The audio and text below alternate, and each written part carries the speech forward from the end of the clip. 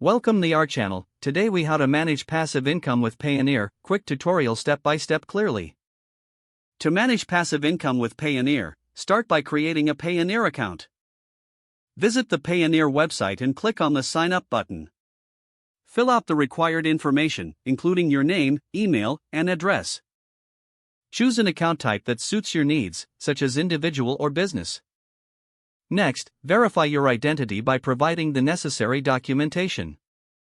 Wait for Payoneer to review your application, which usually takes a few business days.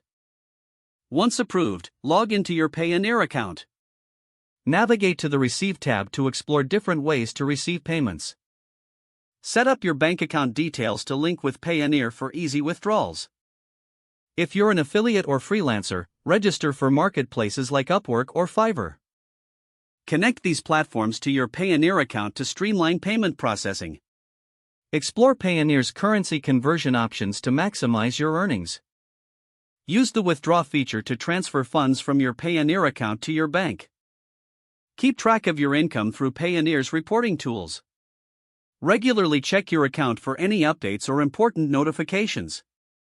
Manage your expenses wisely to increase your passive income potential.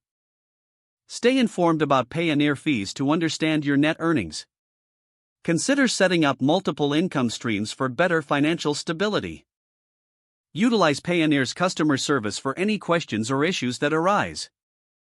Engage with the Payoneer community for tips and best practices related to passive income management.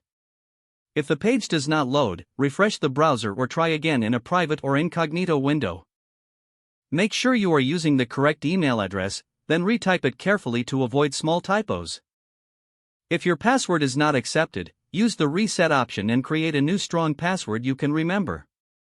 Check your spam folder for verification or security emails, then complete any requested confirmation steps. Enable two-factor authentication if available to improve account security and reduce unauthorized access risk.